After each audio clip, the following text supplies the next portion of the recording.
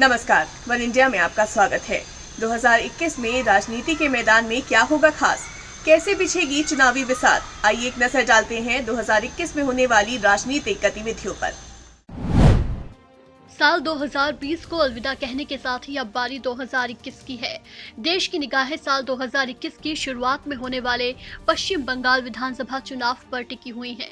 यहाँ पिछले 10 साल से ममता बनर्जी मुख्यमंत्री हैं। पश्चिम बंगाल का चुनाव इसलिए और दिलचस्प हो गया है क्योंकि बीजेपी ने यहाँ अपनी पूरी ताकत झोंक दी है। खुद प्रधानमंत्री नरेंद्र मोदी, अमित शाह से लेकर जेपी नड्डा तक दिग्गजों की पूरी फौज इसकी तैयारी में जोर शोर से जुटी है। 2019 के लोकसभा में बंगाल में मिली जीत से भी बीजेपी बेहद उत्साहित है। 42 सीटों में से 18 सीटें जीतकर बीजेपी ने यहां सबको चौंका दिया था।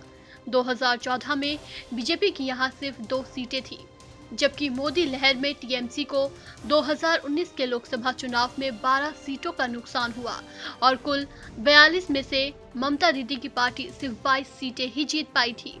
तो कुल मिलाकर इस बार विधानसभा चुनाव में बीजेपी और टीएमसी के बीच कड़ी टक्कर देखने को मिल सकती है। 2021 के मार्च अप्रैल में ही असम में भी विधानसभा चुनाव होने की संभावना है, जिसके लिए बीजेपी ने तैयारी शुरू कर दी है। इस कड़ी में अमित शाह ने 26 और 27 दिसंबर को 2 दिन के लिए असम का दौरा भी किया और चुनाव की रणनीति बनाई। बीजेपी ने यहां सहयोगियों के साथ मिलकर 100 सीटें जीतने का लक्ष्य तय किया है। आपको बता दें कि राज्य में फिलहाल बीजेपी गठबंधन सत्ता में है और सर्बानंद सोनोवाल यहां के मुख्यमंत्री हैं। 126 सदस्यीय विधानसभा में यहां 2016 के चुनाव में बीजेपी को 60 सीटें मिली थी, जबकि उसकी सहयोगी असम गण परिषद ने 14 और बोडोलैंड पीपल्स फ्रंट ने 12 सीटें जीती थी। वहीं कांग्रेस ने असम की 122 विधानसभा सीटों पर चुनाव लड़ा था और सिर्फ 26 सीटें ही जीत पाई थी, जबकि बदरुद्दीन अजमल पार्टी AUIDF ने 74 सीटों पर चुनाव लड़कर 13 सीटें जीती थी। इसके अलावा 1 सीट निर्दलीय के खाते में गई थी। कुल मिलाकर बीजेपी को अपनी सत्ता बचाए रखना बड़ी चुनौती होगी, क्योंकि इस बार असम में NRC जाहिर तौर पर चुनावी मुद्दा हो सकता है, जिसको लेकर काफी विवाद होता रहा है। बंगाल और असम के बाद देश की नजर तमिलनाडु पर भी होगी। 2021 के मई महीने में यहां विधानसभा चुनाव होने वाले हैं। राज्य की सत्ता पर फिलहाल AIADMK का कब्जा है और पलानीस्वामी यहां के CM हैं। 234 सीटों वाली विधानसभा में 2016 के चुनाव में AIADMK ने 136 सीटें जीती थी, जबकि मुख्य विपक्षी दल DMK को 89 सीटें मिली थी और अन्य के खाते में 11 सीटें गई थी। लेकिन इस बार यहां मुकाबला दिलचस्प होने वाला है, क्योंकि AIADMK और DMK के अलावा इस बार यहां फिल्म से राजनीति में कदम रखने वाले कमल हासन और अभिनेता रजनीकांत भी खासे एक्टिव नजर आ रहे हैं। कमल हासन तो अपनी पार्टी मक्कल निधि मयम के बैनर तले चुनाव अभियान की शुरुआत भी कर चुके हैं, जबकि रजनीकांत ने भी जनवरी 2021 में नई पार्टी बनाकर तमिलनाडु की सभी 234 सीटों पर चुनाव लड़ने का ऐलान कर दिया है। इस बार का चुनाव यहां इस मायने में भी खास है, क्योंकि ये पहला मौका होगा जब जयललिता और M करुणानिधि के बिना विधानसभा चुनाव होगा। जयललिता का 2016 में और M करुणानिधि का 2018 में निधन हो गया था। तमिलनाडु के अलावा साउथ के एक और राज्य केरल में भी 2021 में सियासी घमासान देखने को मिलेगा। अप्रैल मई महीने में यहां विधानसभा चुनाव होने हैं। फिलहाल केरल में CPIM के नेतृत्व वाले लेफ्ट डेमोक्रेटिक फ्रंट की सरकार है और पिनाराई विजयन CM है। यहां 2016 के चुनाव नतीजों पर नजर डालें तो लेफ्ट डेमोक्रेटिक फ्रंट यानी LDF ने 91 विधानसभा सीटों पर जीत दर्ज की थी, जबकि कांग्रेस के नेतृत्व वाले यूनाइटेड डेमोक्रेटिक फ्रंट को 47 सीटें मिली थी। इसके अलावा 2 सीटें अन्य के खाते में गई थी। आपको बता दें कि केरल में विधानसभा की कुल 140 सीटें हैं। बहुमत का आंकड़ा 71 है। केरल का चुनाव इस मामले में भी और दिलचस्प है, क्योंकि पश्चिम बंगाल में जहां कांग्रेस ने लेफ्ट दलों के साथ मिलकर चुनाव लड़ने का ऐलान किया है, वहीं केरल में कांग्रेस और लेफ्ट पार्टियां आमने सामने होंगी।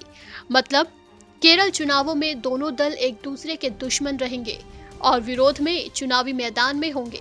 हालांकि विधानसभा चुनाव से पहले केरल निकाय चुनाव में सत्ताधारी लेफ्ट गठबंधन को मिली बड़ी जीत से लेफ्ट खेमा बेहद उत्साहित है। बंगाल, असम, तमिलनाडु और केरल के साथ ही इस साल केंद्र शासित प्रदेश पुडुचेरी में अप्रैल मई में ही विधानसभा चुनाव होने हैं।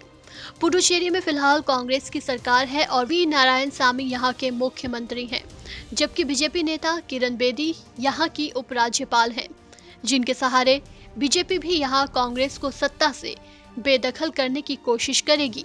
हालांकि 2016 के विधानसभा चुनाव नतीजों पर नजर डालें तो बीजेपी के लिए ऐसा करना आसान नहीं होगा। पुडुचेरी की कुल 30 विधानसभा सीटों में से 2016 में कांग्रेस ने सबसे ज्यादा 15 सीटें जीती थी। उसके बाद AIADMK को 4, AINRC को 8, DMK को 2 और अन्य को 1 सीट मिली थी। पुडुचेरी में कांग्रेस और DMK में गठबंधन है, जबकि AIDMK और AINRC विपक्ष में है। यहाँ सरकार बनाने के लिए 16 सीटों की जरूरत होती है। पुडुचेरी में 3 मनोनीत पद भी हैं, जिन पर बीजेपी के नेता काबिज हैं। वहीं धारा 370 हटने के बाद केंद्र शासित प्रदेश जम्मू और कश्मीर में 2021 में विधानसभा चुनाव होने की संभावना है। लद्दाख डिवीजन जम्मू और कश्मीर से अलग होने के बाद विधानसभा की कुल सीटों की संख्या 87 से घटकर 83 हो जाएगी, क्योंकि लेह, कारगिल, जांस्कर और नुब्रा की 4 सीटें अब जम्मू कश्मीर विधानसभा का हिस्सा नहीं होंगी। दरअसल जम्मू कश्मीर में राज्यपाल शासन के दौरान साल 2018 में विधानसभा भंग हो गई थी। अब यहां से धारा 370 हटने के बाद दिसंबर में हुए DDC चुनाव और उसके नतीजों से एक बार फिर यहां चुनावी माहौल बनने लगा है। DDC चुनाव के नतीजों पर नजर डालें तो इस चुनाव में People's Alliance for Gupkar Declaration गठबंधन ने कश्मीर में अधिकतर सीटें जीती हैं, जबकि बीजेपी ने जम्मू में कब्जा जमाया है। 280 सीटों पर हुए चुनाव में गुपकार गठबंधन की बड़ी पार्टियां नेशनल कॉन्फ्रेंस को 67, पीपल्स डेमोक्रेटिक पार्टी को 27 और कांग्रेस ने 26 सीटों पर जीत का परचम लहराया। बीजेपी ने जम्मू में 72 और कश्मीर में 3 सीटों पर जीत दर्ज की है। कुल मिलाकर बीजेपी के खाते में गई 75 सीटें। विश्व राजनीति की बात करें तो दुनिया भर की निगाहें अमेरिकी राष्ट्रपति की ताजपोशी पर होंगी। जी हां, अमेरिका में राष्ट्रपति चुनाव के नतीजों को लेकर भले ही अभी डोनाल्ड ट्रंप और नवनिर्वाचित राष्ट्रपति जो बाइडेन के बीच सियासी घमासान जारी है, लेकिन इन सब के बीच बाइडेन अब अमेरिका के 46वें राष्ट्रपति के तौर पर नए साल में आगामी 20 जनवरी को शपथ लेंगे। कोरोना संकट की वजह से इस बार राष्ट्रपति का शपथ ग्रहण समारोह भव्य नहीं होगा, बल्कि वर्चुअल समारोह में बाइडेन अपना पदभार संभालेंगे। 78 वर्षीय जो बाइडेन अमेरिका के राष्ट्रपति पद पर आसीन होने वाले सबसे उम्रदराज व्यक्ति होंगे। बाइडेन के अलावा भारतीय मूल की कमला हैरिस उपराष्ट्रपति के तौर पर शपथ लेंगी।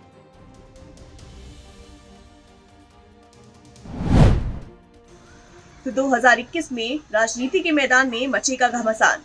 ढेरों शुभकामनाएं 2021 की।